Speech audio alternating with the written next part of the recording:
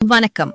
கவிதையின் தலைப்பு நொய்யலின் கல்லறையில் வரிசை வரிசையாய் கல்லறைகள். அதில் ஒன்றை காட்டி உன்னுடையது என்றனர்.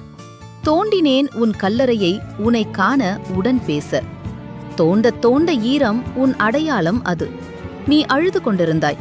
குலுங்கி குலுங்கி நடந்த நீயா இன்று கலங்கி கலங்கி அழுகிறாய்.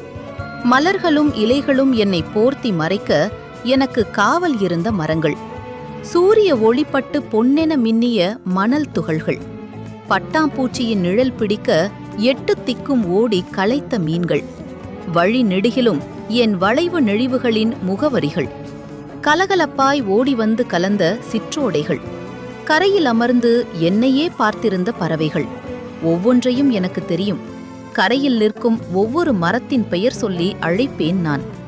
அன்று குளங்களில், வயல்களில், நெல் மணிகளில், கரும்பின் கணுக்களில், வெற்றிலையின் நரம்புகளில் நான் இருந்தேன் ஒவ்வொன்றிலும்.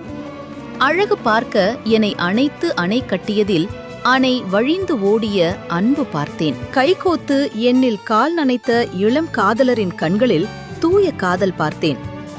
நாள்கிழமை தவறாது படித்துறைகளில் கொடுத்த திதியில், குங்குமத்தில், அரைத்த சந்தனத்தில் பொங்கி வந்த பாசம் பார்த்தேன். பாய்ந்து வந்த எண்ணில் உச்சியிலிருந்து கச்சிதமாய் பாய்ந்து எதிர் நீச்சல் போட்டவரில் வீரம் பார்த்தேன். இவ்வளவு தெரிந்திருந்தும் ஏமாந்தாயே நீ.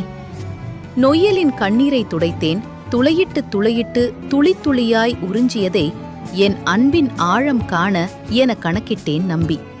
வண்ணங்கள் வவைப்பல சேர்த்ததை, வசந்தத்தை வரவேற்று விளையாட என எண்ணினேன் விளையாட்டாய். லாரிகளில் மணலை வாரி போகையில் தடையின்றி நான் நடைபோட என தவறாக எண்ணியே ஏமாந்தேன். இன்று தண்ணீர் எனும் தகுதி இழந்தேன். என்னிட கண்ணீர் வரும் பெயருடன், எண்ணிலடங்கா துயருடன். மனிதரில் எல்லாம் பார்த்த நான் அவரது ஆசையில் ஊறிய நய வஞ்சகம் பார்க்க மறந்தேன். பிணத்தை மண்ணிட்டு புதைப்பர், பணமிட்டு அல்ல. புரிந்திருப்பர் இவர் என நம்பி மோசம் போனேன். பணப்பெட்டி நிரப்பத் திறந்தவர் எம்முறையில் அது என எண்ணிட மறந்தனர். எம்முறையாயின் என்ன என எண்ணித் துணிந்தனர். அழுது புலம்பிய நொய்யலை என்ன சொல்லி நான் தேற்ற? தோண்டிய கல்லறையை மூடி திரும்பினேன். நெருக்கமானவரின் கல்லறையை மூடிய இறுக்கமான இதயத்துடன். என் கண்களிலும் நீர். கல்லறையை மூடுகையில் கண்ணில் தெரித்து விழுந்த மண் துகள்களால் பெருகியதல்ல அது.